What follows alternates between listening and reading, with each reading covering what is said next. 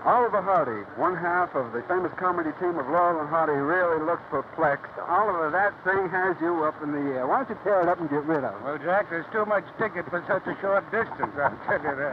How are you? Fine, thank you. It's not like traveling on a train where you have one ticket for a 3,000-mile trip. That's right. And look at this paraphernalia also. This. Oh, they really do it up on They don't shipboard. trust you.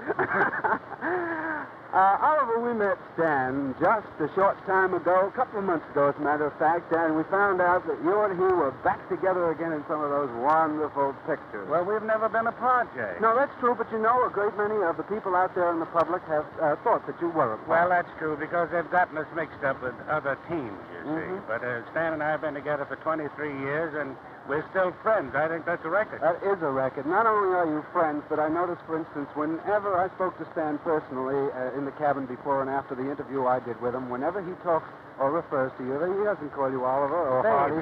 That's right. You're babe to him, and that, I think, typifies your relationship and friendship. Well, it's a funny way that I got the name of Babe. That was years and years ago, and then I had my first shave. So the barber went in, and he charged a dime, and he put some powder. He says, "That's all right, baby. You're clean." So that name has stuck ever since.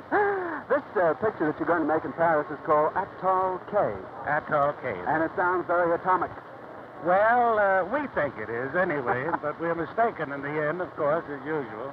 It is about the atom bomb in a sense, then, isn't it? Well, it's uranium.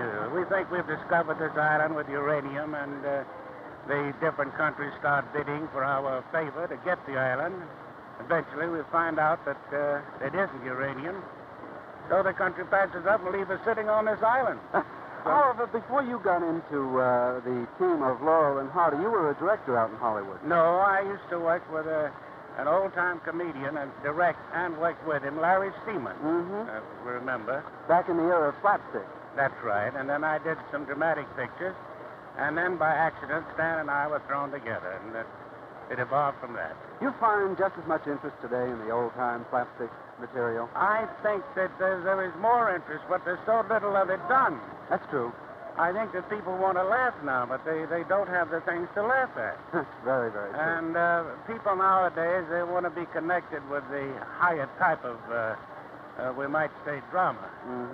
They don't want to be associated with comedy. Yet they like to see it. It's because comedy is difficult to make, you see. And difficult to do, too. You said Have it. it some more. You had some wonderful ones. I remember one especially, Flying Deuces. Oh, yeah. I laughed at it and laughed at it and laughed at it. Why, it really takes something to get my arm around you, but I want to say goodbye to the friends, Oliver, You because... should have tried my waist. You couldn't have gotten around. No, impossible. We're running out of time out here. I want to thank you for chatting with us today and tell our friends that we come to the end of this edition of Ship's Reporter. Ship's Reporter is produced on film by the National Television Guild and directed by Chick Vincent. Until next time, then, this is Oliver Hardy and Jack Mangan, your Ship's Reporter.